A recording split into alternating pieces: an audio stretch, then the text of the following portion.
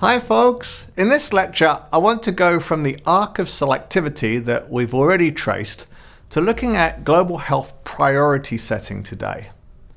Chapter 11 from the textbook for this week underlines the importance of priority setting in global health.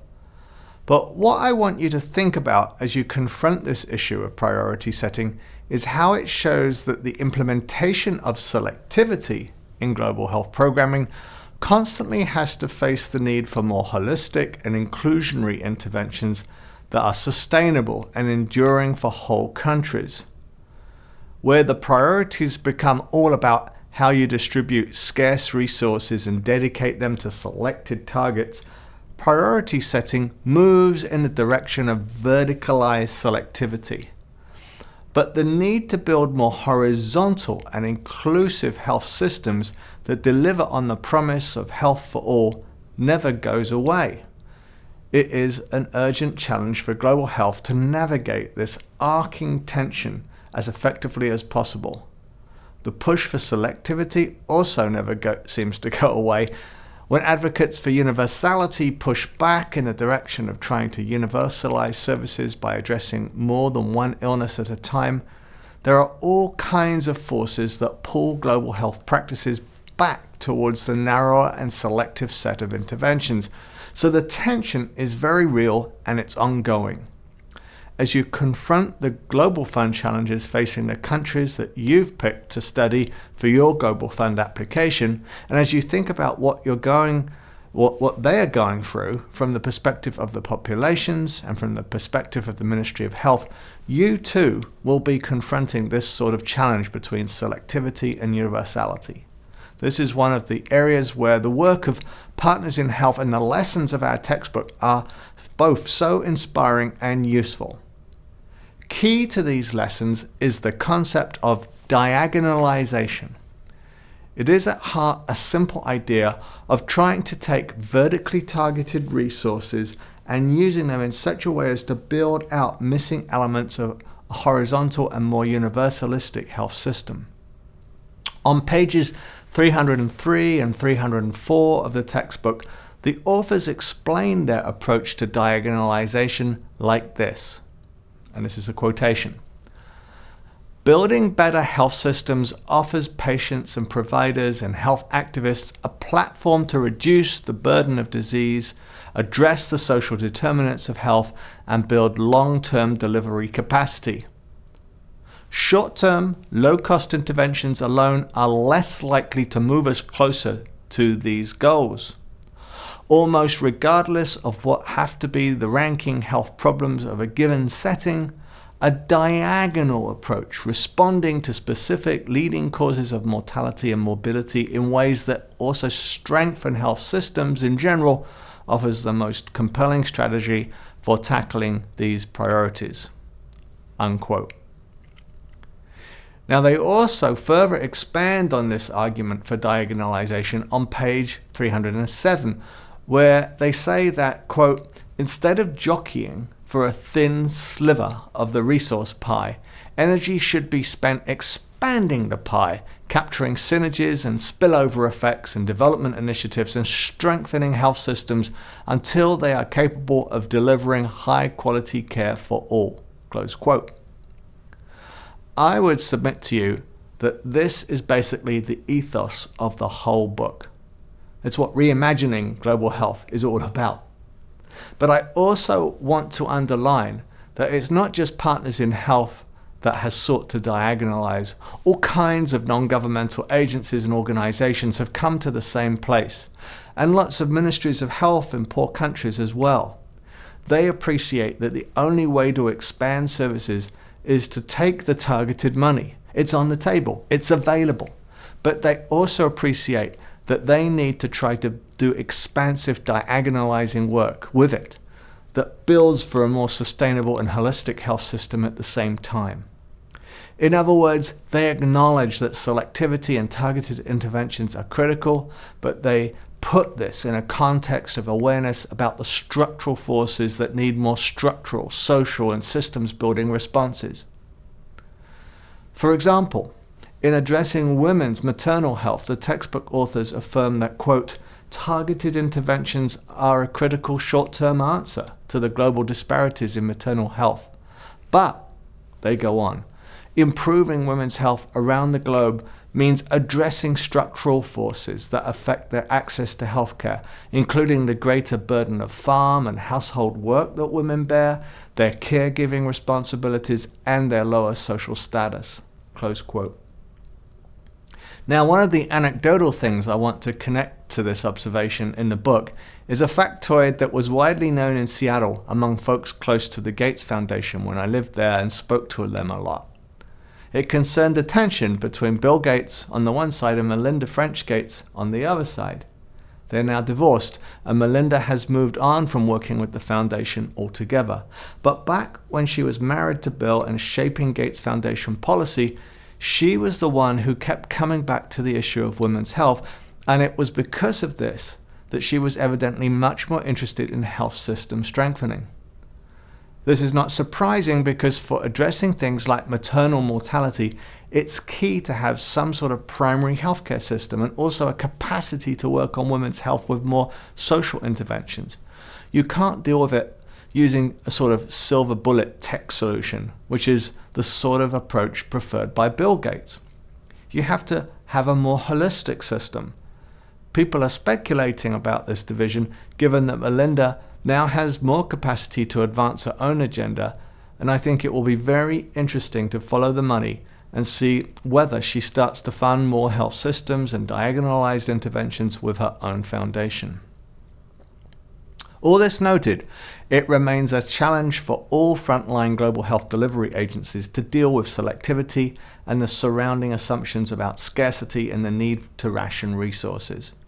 And in this respect, another key lesson from Partners in Health and our textbook about diagonalization bears underlining. It is basically the lesson that it's a mistake for NGOs and MOHs to think that global health programming is always a zero-sum game, that giving funds to one targeted problem will always necessarily take away funds from another urgent need. Instead, they argue that even a vertically targeted program can still yield health systems benefits. They sum this up on page 309 of the textbook as follows. The mistake of pitting one set of pathologies against another is an unwelcome result of the socialization for scarcity, they say. But progress toward one global health priority often strengthens, not weakens, efforts to achieve other priorities. So it is with NCDs. When integrated into primary care delivery, the provision of high-quality services for specific diseases such as hypertension or heart disease can help strengthen health systems in general. Now, another area where we see the tension between selectivity and universalism is in the goal setting of the United Nations Millennium Development Goals, or MDGs. This began, not surprisingly, at the turn of the new millennium around the year 2000. The design and the promotion of the MDGs was led by Kofi Annan, who was the Secretary General of the UN at the time, and academics like Jeffrey Sachs, who's a development economist at Columbia University in New York City. Their idea was the world could rally around a set of urgent priorities for development and health in the new millennium. There were 8 of them that they finally came up with, adding, it seems, partnerships with businesses as number 8 after lobbying, probably from businesses, which supplemented the original Magnificent 7. Importantly, 3 of the MDGs were directly about health, namely number 4 on reducing child mortality, number 5 on improving women's health, and number 6 on combating HIV and TB. But all 8 obviously related to the social and environmental determinants of health. Sachs was a key figure in the development of these goals, and the links and approach to health they represented also reflected his role as an economist advising the World Health Organization, where he served to lead an influential commission, the Commission on the Macroeconomics of Health. This commission and its links through Sachs to the MDGs are both significant because they also represent ways in which we start to see a new Washington consensus emerge in global health politics. Remember that the old Washington consensus was that good economic growth would ultimately lead to good health. The new Washington consensus, at least as I use the term, is instead about flipping that script associated with the IMF and World Bank structural adjustment programs, and instead arguing that investments in good health are needed to get to wealth. Jeffrey Sachs played a key role in articulating this new consensus, even though he had previously been an architect of neoliberal shock therapy in the former Soviet Union. By the new millennium, however, he had come to appreciate that much more proactive investments in health were needed. And a key moment in his own trajectory was the role he was commissioned to play at the World Health Organization as the leader of the Commission on the Macroeconomics of Health. Sachs had been invited to do this by Gro Harlem Brundtland, the former Prime Minister of Norway who went on to serve as the Director General of the World Health Organization. Brundtland herself played a leading role in arguing that the adoption of investment ideals at the WHO would help secure support for the organization's global health goals from world leaders, and in particular from their finance ministers. Addressing the World Health Organization's executive board in 1999, she stated, and I quote, "We know that sound investments in health can be one of the most cost-effective ways of promoting development and progress. Improving health in poor countries leads to increased GDP per capita." Unquote. Brundtland then proceeded to convene the WHO Commission on Macroeconomics and Health with Sachs at the lead. She charged the Commission with a straightforward mission statement. Quote, "That poverty causes ill health is well known," she said, "but good health can fuel the engine of development. This is the case we have to make." Unquote. Making this case is exactly what Sachs did, thereby also showing how the investment, goal setting and measurement mindset could itself travel globally. And it was exactly this same mindset that Sachs brought with Kofi Annan to the MDGs. By investing in addressing the 8 priority goals, the idea was that we could get to a better and more effective form of sustainable development. As the textbook also underlines, selectivity was a big background driver here, and the MDGs effectively followed the model of Gobi FFF interventions and child survival campaigns of the 80s and 90s. Nevertheless, the tension with the arc of health justice, of health for all and universality, also continued. So as time went on, the MDGs became known as the much more comprehensive Sustainable Development Goals, or SDGs. I think the broader principle that you need to take into account here is that the push to consider more issues in development and go beyond the narrowness of the MDGs, that's a really interesting sort of arc itself.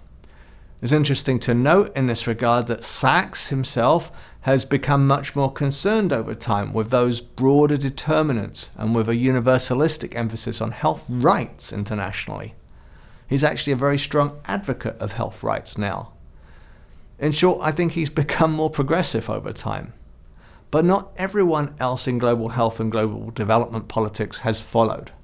And so while the Sustainable Development Goals sort of went in the general direction, we also still see the new Washington consensus arcing back in a more narrow targeting and rationing direction.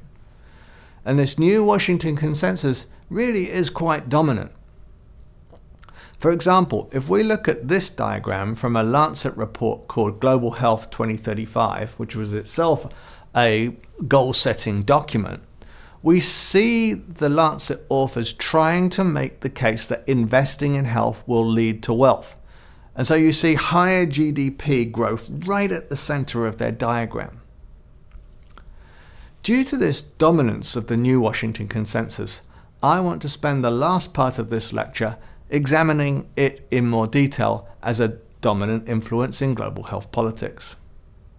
At the heart of this new consensus is the underlying idea that investments in health are needed to generate wealth for communities stuck in cycles of poverty and illness. Competitive market-led globalization is still understood as the unavoidable backdrop of policy making, but it is not assumed to lead naturally anymore from economic growth to health. Instead of wealthier is healthier, the causal connection being claimed is inverted to argue that cost-effective, targeted interventions must be invested to open opportunities for global capitalist reintegration and growth. Led by Bill Gates and other executives who brought their business methods to the cause of expanding global health, the repeated refrain is that with professional, measurable, results-based financing, the targeting of investments will continue to improve, and the resulting returns on investment will themselves help legitimate yet more investments. The bottom line, Gates wrote in bold in his 2014 foundation letter, is that, quote, health aid is a phenomenal investment, close quote. And in that same bolded format, the Lancet Commission's Global Health 2035 report reached the same consensus conclusion. Quote, there is an enormous payoff from investing in health, close quote. That's what they said.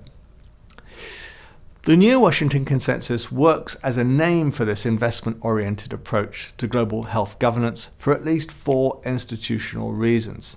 In addition to the fact that the Gates Foundation, which is a big leader of the consensus, is based in Seattle, Washington, rather than in Washington, D.C., hence a New Washington Consensus. First of all, the New Washington Consensus has clearly grown out of policy adjustments made by the World Bank itself amidst the calls for structural adjustment with a human face. Second, the new common sense has involved policy-making shifts at the WHO and the development of new global health agencies, most notably the Global Fund, but also Gavi, Rollback Malaria, and Stop TB Alliance. All of these agencies and programs have amplified the arguments about health investments, leading to global economic growth. Third, the New Washington Consensus really is new in its 21st century commitment to creating global networks of public-private partnerships, many of them organized in ways that sideline national governments while making micro-market innovations designed to tackle the health problems created by macro-market failure. And fourth, the New Washington Consensus, just like the old consensus before it, is clearly not a deep global consensus, but rather a dominant policy-making regime with diverse critics who contest the beneficent vision of targeted health investments leading to healthy, productive lives for all. Just as the old Washington Consensus covered up dissent around the world, today's economistic expertise about global health investment obscures a great deal of dissensus. All of this disagreement is animated by an overarching concern with how the new common sense remains bound and led by neoliberal ideas about market-led globalization. Along with the lack of democratic accountability and the challenges created for national government planning, common concerns raised by critics include the lack of attention to how globalizing capitalism itself continues to create health vulnerabilities, the fascination with magic bullet biomedical solutions, the problems of internal brain drain created by pulling health workers out of frail and underfunded national systems to work in better compensated jobs in disease-specific programs. Remember, that was Laurie Garrett's critique. The skewing of development towards market-mediated partnerships, the associated proliferation of multiple, uncoordinated, non-governmental organizations pitched into competition with one another. And then there's the undermining of sector-wide approaches, or SWAPs. And as a result of all of these patterns, critics raise concerns about the resulting patchiness of inclusion and enfranchisement with really meaningful health rights. Too many people are left out. Nevertheless, for the NGOs that work in the patches and for the ministries of health, with which they sometimes collaborate, though not as much as they should, the painful reality remains that the funds flowing from New Washington Consensus schemes remain the only funds available. As a result, diagonalizing that funding remains key. In the next lecture, we're going to review much more closely what this looks like on the ground in the delivery of healthcare in underserved and marginalized communities where organizations like PIH have done so much to expand health services and the basic right to health for all. Thanks for watching.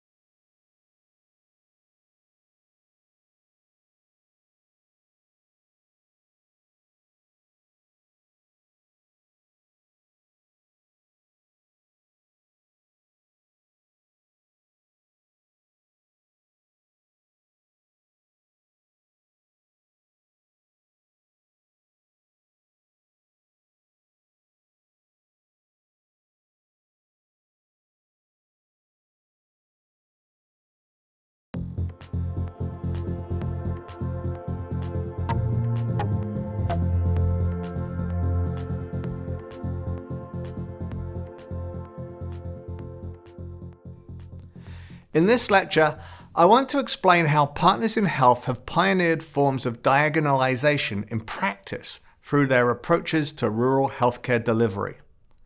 When the movie Bending the Arc came out, it was widely promoted with the tagline, "They bent it faster."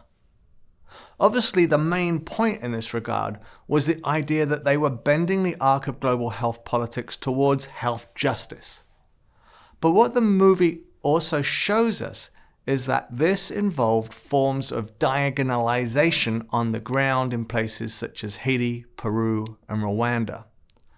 Time and again, Partners in Health are shown to be taking resources, often biomedical resources and funding aimed at particular diseases, and trying not only to tackle those diseases, but also to build out wider forms of health access and health services at the same time. Often, as we shall review in what follows today, this involves the use of community health workers, or accompagnateurs, as they're called in Haiti and Rwanda, to deliver forms of health rights enfranchisement for the poorest of the poor. Before we get into the details of what this diagonalization looks like in practice, let's take a little time at the outset to review the lessons of the arc tracing work we have already done. We reviewed, first of all, the promise of health for all made at Alma-Ata. We next examined how this vision of health rights universality was thwarted and twisted towards selectivity by forms of Washington Consensus austerity and associated forms of market rule. That's the unfortunate arc, at least as I see it, the neoliberalization arc, that we have to confront as a conditionalizing force in global health politics. But then, after the devastation of the global AIDS crisis highlighted the problems of austerity and cutbacks to health spending and health systems just when they were needed most, we have seen the rollout of these very targeted interventions, like the Global Fund, that are guided by the principles of cost effectiveness and targeting, and lead to a new kind of new Washington Consensus that says, yes, we should invest in health in order to get to wealth.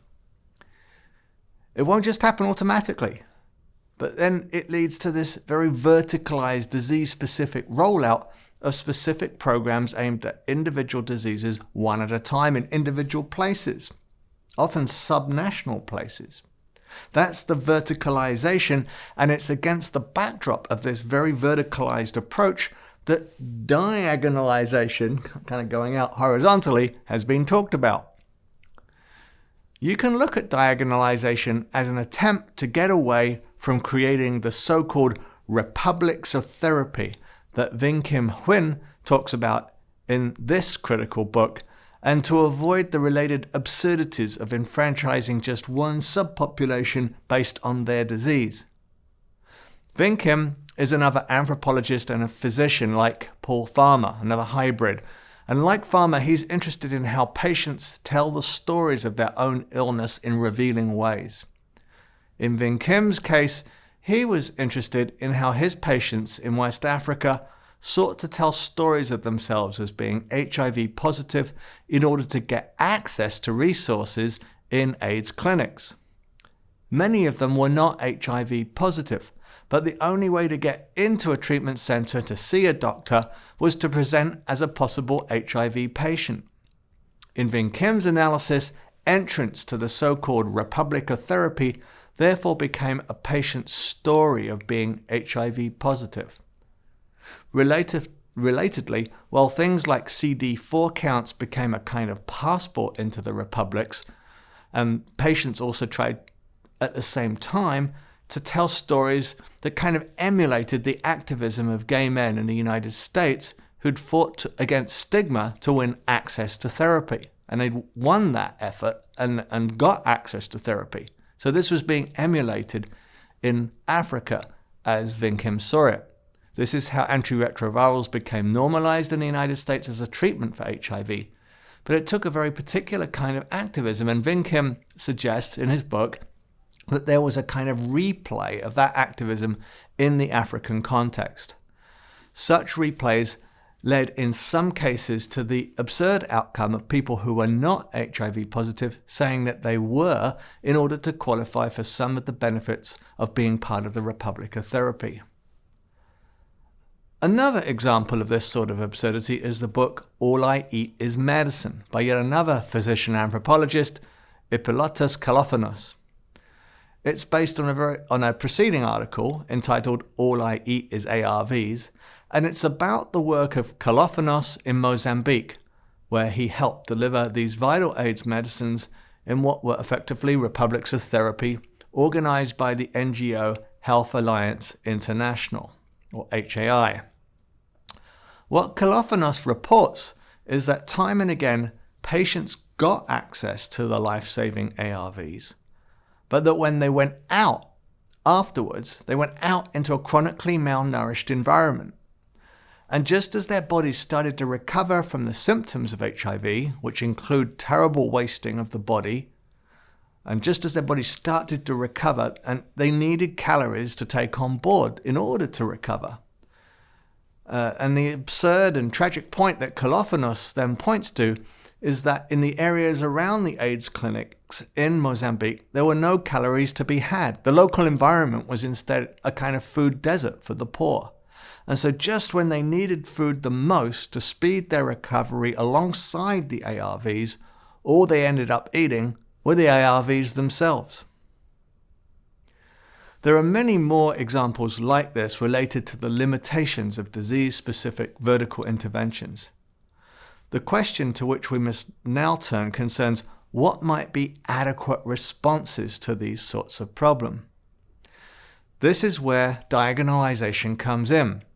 It represents a serious and meaningful attempt to really do something about the limitations of republics of therapy and the absurdity of only eating medicine. To cut to the chase here, the associated solutions are quite obvious and simple for groups like Partners in Health. They involve collaboration with ministries of health and working with the public sector, including local governments as much as possible. They also involve collaborations with the community and partnering with community health workers as much as possible. This is why the word partners in Partners in Health is so important for PIH. Partly it's because of partnering with the public sector, and partly it's because of partnering with the community. And to do this partnering effectively, another of the lessons of PIH and of the brilliant Chapter 6 of our textbook is to care for context. I think Chapter 6 is especially important to read carefully, and notice that word, carefully, because it underlines how to contextualize care carefully and how important that is for global health. It shows us thereby how to build effective care delivery for marginalized populations living in especially poor and disenfranchised communities, and how that involves reflecting on the history and geography of those communities. As you will learn from Chapter 6, this includes studying the context in which care is being delivered in terms of its scarring by long histories of dispossession. And that means thinking about both history and geography at the same time. Where are these places connected to? And how do those connections, both historical and today, shape the forms of health rights deprivation that they experience? These are key questions for Partners in Health and our textbook authors. As they go about delivering care in places that lack it, they're also confronting all these determinants of health that lie distant from the space of medical care itself. As a result, they're effectively working analytically up from the space of disease, shown in the right-hand column of this diagram, up to the other scales of health determinants to the left.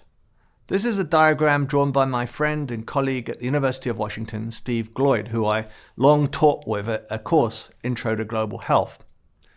When Steve and I used this diagram to teach at UW, for Steve it was a key diagram for explaining the same sort of contextualizing care work practiced by Partners in Health. So we move up from the space of disease determinants on the far right. We need to address the public health space of proximate influences, influences like malnutrition and water sanitation, housing or lack thereof, health services and health behaviors. And then we need to put these determinants, these proximate determinants, in the wider context of the intermediate and underlying social, political, and economic determinants of health, including, ultimately, consideration of deeply damaging determinants like the legacies of slavery, empire, and war. It is exactly this kind of searching contextualization of the space of care that Partners in Health brings to addressing Haiti. They think about the legacies of slavery, the legacies of debt in the country, the endless stream of foreign armies that have come through and corrupted the governments of Haiti over time, including up to the current demise of any kind of democratic government at all. It is clear from Chapter 6 of our textbook that thinking of these distal determinants of health outcomes and of health practice itself is a piece of the diagonalization effort. Later on, in Chapter 7, on page 199, there is a Mexican-American health policymaker that they cite as an authority on taking a diagonal approach. This is Julio Frank, who, by the way, has just become the Chancellor of UCLA. But before his turn into university administration, Frank argued that disease-specific interventions, when delivered well, a crucial caveat, when delivered well, can also strengthen health systems. And this is the kind of diagonalization pragmatism that Partners in Health has brought to its work in Haiti, Peru, and Rwanda, including a willingness to partner with anybody who helps improve the health of the poor. At times, I think this looks like an embrace of the New Washington Consensus by Partners in Health. But this is mixed with their critical concern for context and the underlying determinants of health that we read about in Chapter 6. And this is also the same complex kind of balancing act or balancing thinking I want you to think about as you develop your mock proposal to the Global Fund. While you hear lots of academic critiques about the problems of solutionism and lots of critiques of so-called band-aid solutions, while you also hear lots of appeals for the need for deeper structural change, you also need to think about all the people who will die and suffer while we work towards structural change that may never come. This is where the idea of diagonalizing by bending the arc towards health justice seems so important. The arc of history may eventually get us towards structural change, but in the meantime, we could actually do our bending bit to help people who are suffering. I think the ideas about diagonalization with contextualization, critical contextualization, that we get in Chapters 6 and 7 of the textbook suggest a way to do this while avoiding the sort of cover-up or compensatory work that lets influential or greedy institutions off the hook. Farmer himself underlined that the arguments he was making with Partners in Health were always multivocal, and this is from the Paul Farmer Reader. He said, "We've been trying to do several things at once. Argue for healthcare not as a commodity but as a right.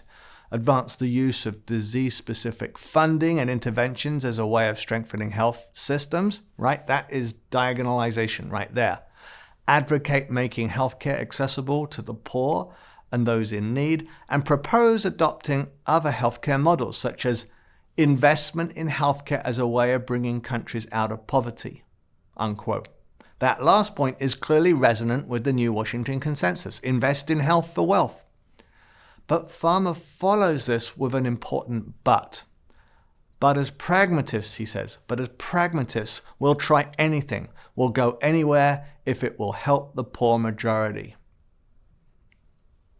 Another example of pragmatism from Farmer's efforts was his willingness to try and speak to people where they're at, including some of the wealthy charity organizations and funders like Bill Gates himself. He clearly knocked on the door of the Gates Foundation more than once.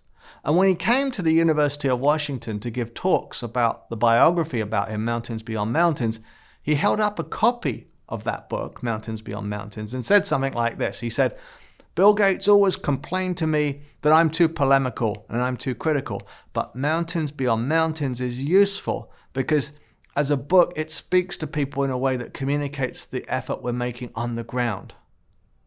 And Farmer definitely wasn't into the book or this whole communication effort as an ego trip. although some of his critics sort of paint him as Saint Paul and it all being about Paul Farmer. That was never his own agenda. Instead, it was all about partnerships and contextualization. Now, I've sought to amplify these lessons in my own teaching, and back at the University of Washington, I was asked to contribute with other faculty to some teaching notes about which students could turn to, teaching notes that students could use when they're reading Mountains Beyond Mountains to pull out its lessons. And I suggested that the key lessons related to breaking the frame of medical care, conceptualized as a kind of cubicalized care, which is what we generally experience with our own doctors in cubicles here in the United States. And we often think of healthcare in that very cubicalized way. One individual patient meeting one individual doctor or nurse practitioner, right? And there's one expert on one organ of the body telling us how it's not quite working quite right. Or a primary healthcare doctor just going over, behaviors like your blood, your eating, or going over your vitals like blood pressure and so forth. It all gets cubicalized and isolated and disconnected from the community.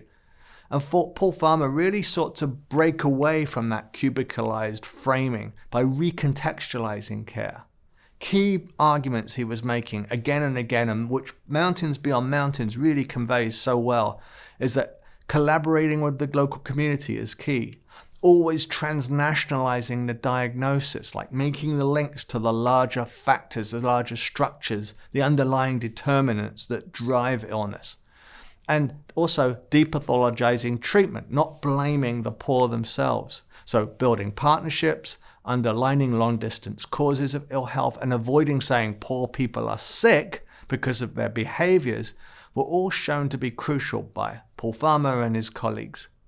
In all these ways, Farmer was trying to get out of the trap of a narrow, cubicalized framing of care, thinking about the importance of community collaboration and building care systems, thinking about long-distance connections, and including the connections between gleaming corporate offices in Paris and New York that are mentioned in Mountains Beyond Mountains, and the legless people lying on a mud floor in the remotest part of Haiti. And then he was always keen to underline for physicians themselves that the only non-compliant people are physicians themselves. And in other words, don't blame your patient for their problems. What I want to suggest to you here is that all these recontextualizations of care are of a piece with diagonalization. This in turn helps you to better understand the context of the 8 central principles of healthcare delivery and the healthcare delivery model that are described on pages 160 and 161 of our textbook. So what are those 8 principles? So 1, strengthening access to primary healthcare. Right. So in a sense, going right back to the principles of Alma-Ata, but making them real. 2, providing healthcare and education for the poor. So really trying to enfranchise people so that they become agents of their own destiny and, in a sense, biological citizens. Number 3, rely on community partnerships. And you really get a strong sense of that from the movie Bending the Arc. 4, address basic social and economic needs. And really try to address things like access to food so that the patients are not just eating ARVs. 5, work with the public sector. And well, the movie Bending the Arc really shows how well that had worked in Rwanda and how challenging it was in Haiti and continues to be even today, even more challenging for Partners in Health now that there's no functioning government in Haiti at all. In both these cases, the work of Partners in Health has underlined that working with the public sector is a lot easier to say than to do, and yet they keep trying. And they know it often comes with compromises, including working with a Rwandan government that has been somewhat authoritarian at moments. And then sixthly, they emphasize the principle of focusing on women and children, focusing on the people in societies who tend to be the least able, because of patriarchy and because of power structures in society, least able to make the case for their health as enfranchised biological citizens. 7, they underline harnessing technology and communications. And in a sense, our textbook is an example of harnessing technology and communications and really getting the word out to a new generation of health workers, including you guys. And then 8, disseminating the lessons learned, which is also, of course, what the textbook is doing. So those are the 8 principles. And the textbook provides a summary of the 8 principles and gives you a real embodied sense of what they look like on the ground. What I want you to do personally is to try to find a way to remember these 8 principles. Now, as Partners in Health continued its work in responding to global health emergencies around the world, not just in Haiti and Rwanda, it took these 8 principles of rural healthcare delivery global. One of the examples of this was the emergency response to the Ebola epidemic in West Africa, where they played a very important role. And Paul Farmer went on to write a huge book on Ebola and West Africa. That was his last book. Responding to the emergency, Farmer made the case that a simple way to remember the best practices of health delivery was to think about what they demanded in terms of 4 S's. These were the 4 S words of staff, stuff, space, and systems. In all 4 areas, Farmer sought to bring the same collaborative and contextualizing approach of the 8 principles of rural healthcare delivery. For this reason, he and Partners in Health subsequently added a 5th S of social support. So you have these 5 S's, and I think they're extremely useful for all of you as you think about your global fund planning. As you approach this planning, you have these, in a sense, 2 useful prompt lists from Farmer and Partners in Health to draw on, to help you conceptualize what diagonalization with global fund money might look like in a particular country of your own choosing. So you need to plan in terms of staff, stuff, space and systems, and social support. And you need to think about how you can harness the principles, the 8 principles of rural health care delivery to work on these 5 areas. If I can extemporize here for a moment and talk about how students have done this in the past, I think thinking about the 5 S's is absolutely key. And it should structure the way you approach your global fund planning. If you think about all 5, you avoid one of the problems that the verticalized tendencies of the global fund tends to lead to. Their tendency is to focus on just the stuff, right? The S of stuff.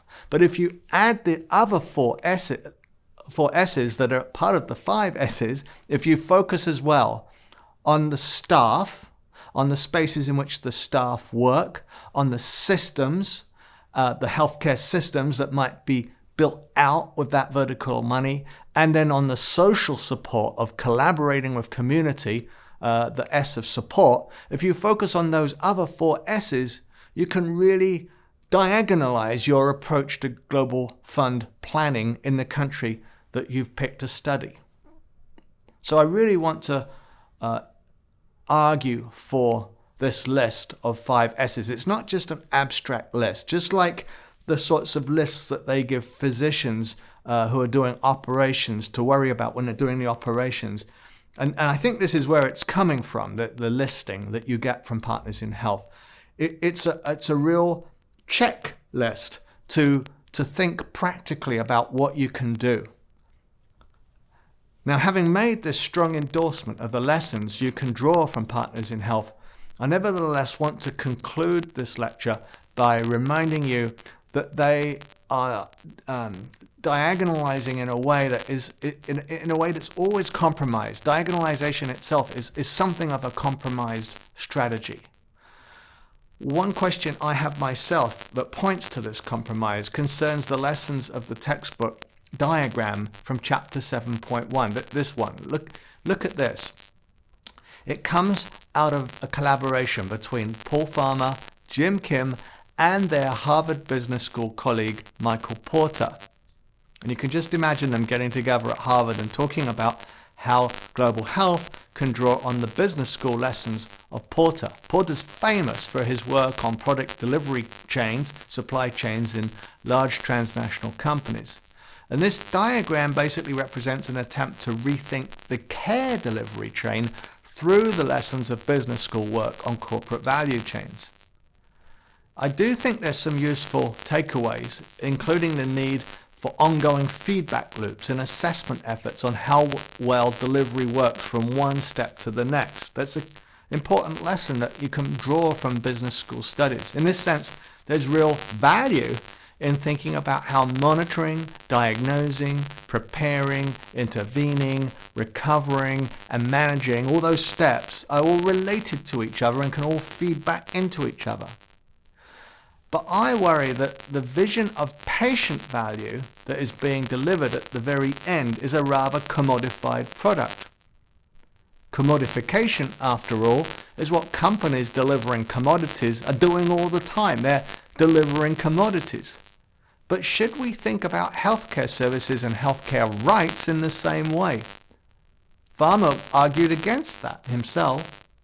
So ultimately, I think the lessons of Chapter 6 about the context of care, including the context of dispossession in a country and context, underline that we need to decommodify care, to get away from a commodified capitalistic vision of care. But you need to make up your own mind about this tension at the heart of Partners in Health's pragmatism. My own concluding hope here is that this lecture has at least given you some tools and some vocabulary for understanding diagonalization and what it looks like practically. Thanks for watching.